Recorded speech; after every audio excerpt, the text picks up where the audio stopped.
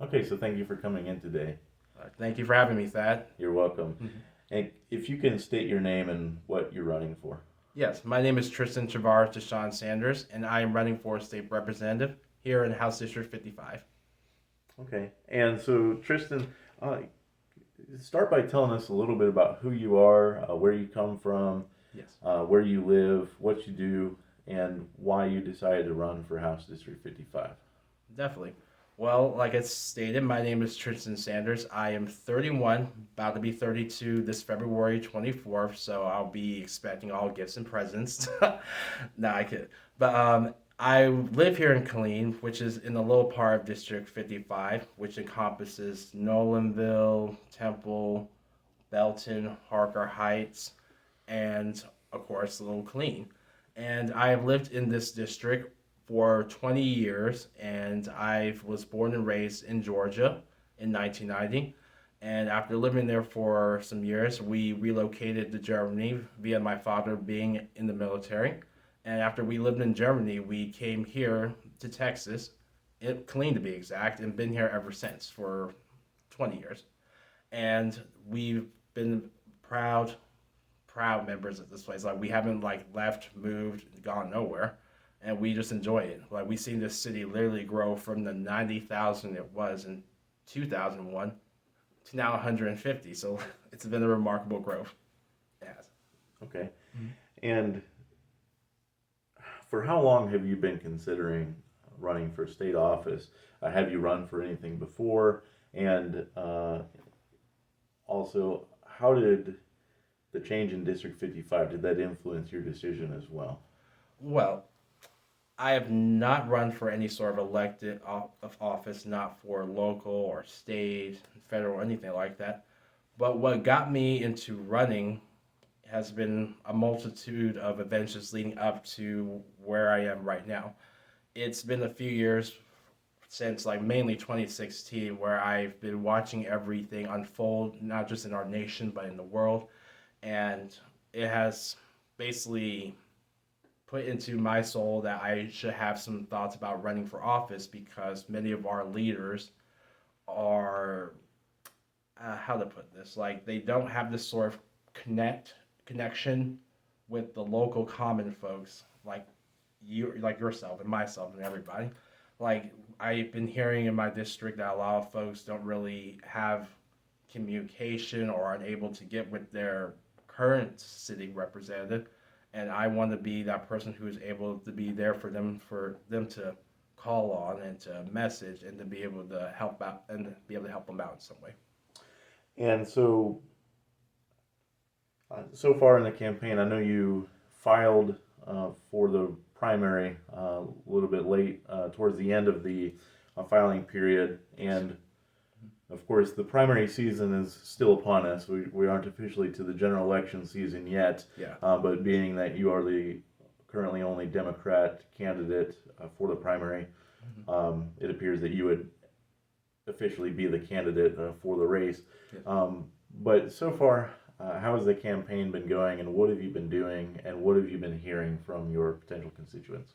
Well, our campaign's actually been pretty great. Like I've been going to a lot of events with like either my family or my team, and we just been checking them out basically, like visiting organizations, visiting clubs, their events, their conferences, anything that they have going on that's helping and getting them out there in the community. And through me just like it's been just pretty much random. Like I just don't even let them know I'm coming. I just show up and just show my support and just let them know who I am, and that has basically generated a lot of buzz. Like it's gotten them excited knowing that somebody who is running for a state office is there helping, not well exactly helping them in a way, like by participating in the viewership and in the support of them. And that is something that they have told me that they haven't been receiving, which that has been like I felt like maybe just warmed up the heart a bit, knowing that I'm helping out in some way, even though it's like it may not feel like I'm not, but I am helping, just being there for them. And that's just what I love about it. Like going to these different groups of like different backgrounds, like whether if they're like black or if they're Latino or even like different Caucasian ones like Czech or German. Like that's just how our diverse our district is. We have Koreans and Indians, like just so many people, and it's just a beautiful, diverse district, and that's just what I like about it. And so getting out and being able to meet your potential constituents, uh, what are some things that you're hearing from them as far as some of their top issues, and does it kind of meld with your top issues? Yes, it does. Well, I know a big one that is a big issue for everybody is crime. Like in our area, the crime rates they have been kind of steadily going up, but it's not really kind of like much of we should be aware. But we it's not something we should put to the side though. Like crime is something we should be able to take care of because we all know that crime is always a cause of inequalities, like either through social or some financial inequalities. And what I believe that we should do as a community is try to find solutions, like by coming together and developing ideas on how we can be able to combat the crime. And another issue that has been brought up is about infrastructure. Like we are going to be a growing district coming soon with like the continued growing of like our highways, like I-14 and all of those going to be growing up soon. And we have to be able to adjust to these growing changes in our infrastructure, which would be like more houses, more small businesses, hopefully more companies that can help grow our area into a much bigger sort of hub in a way, kind of like Metroplex, Dallas Fort Worth, or anything of that sort is there. And also another issue is about youth rights. I've been talking to a lot of youths because we are a very young district, and what I found out is that many of them just feel like that they don't have a voice in sort of the political spectrum or just any spectrum in general. And when I told them that I'm running, me being 31, soon to be 32, it got them all excited. They like the fact that somebody young is going to try to run and help speak for them and represent them in a more bigger platform so that they'll be able to have their issues heard, either if it's through like mental health or even they're dealing with like crime and homelessness and other things like that there. And before we got on camera, you were also mentioning healthcare. Talk to me more about healthcare and what's been brought up to you. Oh, of course, definitely. Well, with healthcare, we are a growing district of the healthcare industry, given that Temple has gotten wide, Harker Heights has Seton. And with the healthcare, it's basically been the same general problems we've been having throughout the country with the staff shortages, PPP shortages, just overwhelmed hospitals and everything. And with the healthcare, it's just unfortunate that they're going through all that because these are the folks that are supposed to help protect us, like make sure that we keep going to make sure that we keep staying alive.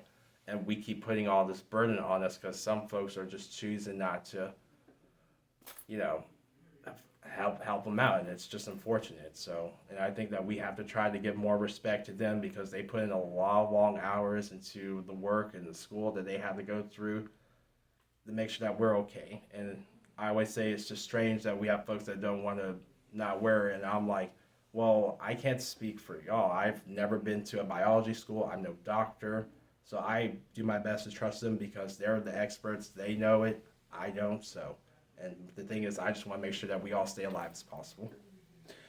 And given that you have a upbringing as a military child, and of course the District 54 will have all of Fort Hood that's in Bell County, all of Fort Hood that's in Coryell County, it's in 59. But there is a lot of retirees and active duty people living in the district as well as retirees. How important are military affairs to your campaign also? Very important. Given that I do come from a military background, my father's retired Army, I do know that the military affairs here is very big and everything. Because in Temple is home to a lot of retirees just as much as D-Killeen, given that the VA hospital is right in that proximity, along with Fort Hood as well. So the military is very central and important to our campaign, even though, like, I'm sure some people may see on our page, well, our website to be exact, though, it may not have the typical red, white, and blue thing that makes it. It's just that it's just green because that's just how I wanted it, because I wanted to make sure that encompasses everybody because green is the color of our planet Earth, and it's also, funnily enough, the colors of the Army fatigues and everything. But I didn't choose just to, say like, hey, I choose the Army over any other branch. I support all branches because they have humans, and it's why I care for it. So I want to make sure every humans have the same basic rights, which are housing, better pay, and a better jobs and all that. And that's just what I think the military should be entitled to as well there. Okay. And going back to something you said earlier about the district being diverse. Mm-hmm. Now, as people know, the district did change during the last special session of the legislature a few months ago. And due to redistricting and all the census data, the district used to incorporate all of Belton, all of Temple, and basically all of North and the eastern part of the county. Mm-hmm. Now, of course, a lot of what was in District 55 has been now encompassed into 54, and it kind of, for lack of a better term, looks like a donut. What are some of the differences and some of the similarities of all the municipalities in the new district, and how does that influence your priorities?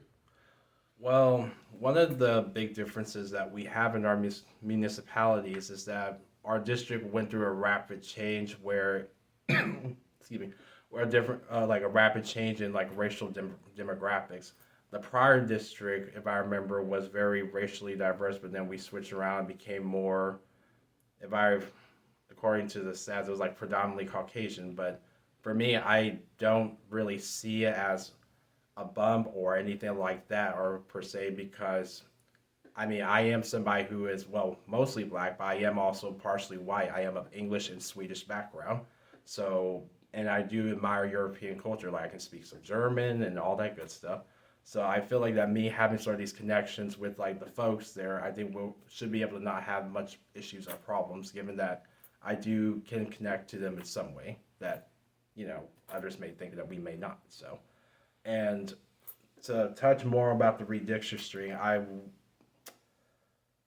I would say that I'm not really pleased with how it went down and all that stuff, because it just puts not just my area of Killeen, but a lot of us here in the whole country at advantage, because it's going to affect everybody in different backgrounds of the way we're going to vote and all that. And it just doesn't make sense to me about why our current legislator would make these sort of changes and all that stuff when it's going to, affect their own constituents. It's do you people not care for them? These posts put you in office to make sure that you keep them safe, and yet you're just hurting them even more. It's insane. And the fact that we all fought for this for decades, even when my grandmother or your grandparents, all that were just little children, making sure that we have equal rights for everybody, the rights to vote, and yet it's just slowly being taken away from all of us, and it's just not right. And I want to run and make sure that the voting rights are, I wouldn't say more same place, would be more expanded out. That way it's more accessible for everybody. I do believe that we don't need less polling stations. We need more, especially in neighborhoods where it's not easy for them, whether if they're in urbanized neighborhoods where some folks don't have cars because, they don't have the money for it, or it's even in rural areas where maybe their places may be 20, 30 miles away. And I know that because when I lived in San Angelo, it was not easy driving 30-something miles to go out to places, believe me, my friend. So, and I also want to try to make sure that everybody has some sort of way, IDs and all that, maybe hopefully open more ID stations or offices, or try to hopefully make it more affordable for people. And another thing, like I said, I have a lot to say about voting rights, you can tell. It's I said, I just want to make it more accessible. And another thing that I also want to try to work on is try to maybe hopefully expand it out so that we have more candidates, more parties involved in the process. Because that is another thing I've been hearing, that everybody's the two-party system is just thing and everything. Well, folks are pretty much right, because we were told by our first president, George Washington, that could be the downfall of our nation, which, as we see slowly, it's becoming. So I want to try to make sure that we help expand that open to other parties, because I do believe that the more voices and more that we have in our legislators, both federal, state, and local, the more that we can be able to make progress to get things done and to hopefully fix the issues I said before: crime, healthcare, infrastructure, youth rights, everything you can name there. You talk a lot about voting, and I see that it's important to you. Yes. And it kind of leads me to another question that I was going to ask you about. Now, of course, and going back to it is, two parties, Republican, Democrat in this primary. With you being the only Democratic candidate, of course, primary season is first before the general election season. But how important is it for you to still garner a lot of votes and a lot of support in the primary, even though your status in the race is essentially locked in with you being the only candidate? But how important is it for you to still get votes, and will that have an indicator on how November might go, in your opinion? Yeah, it's very important because I definitely want to try to still get out there and try to let folks know, hey, it's definitely important to vote, because we always say one cannot miss any election, whether it's general or primary.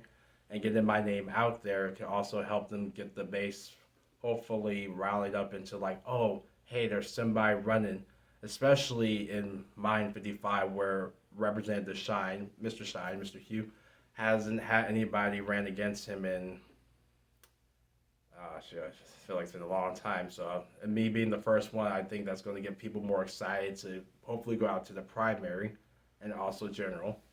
And then back on the voting rights, when I did mention about expanding into other parties, I've always felt that, me being a big supporter of like just, parties in general, because I believe all that whole sort of like connections can get us to the progress we need.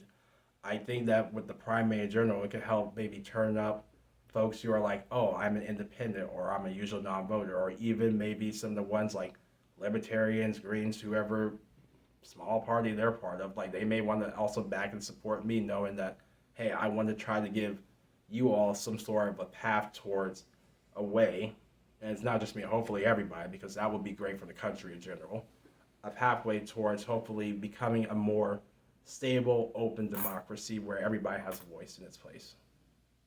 Okay.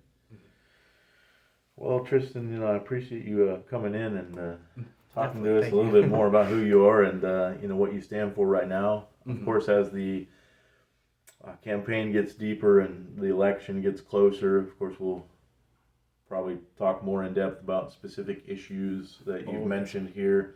We'll go more in depth and talk a little bit more. And also once we find out what Mr. Shine's priorities are as well, and that way we look forward to speaking with you more and getting to know you more and hearing more on the specific issues. So thank you all for coming in, and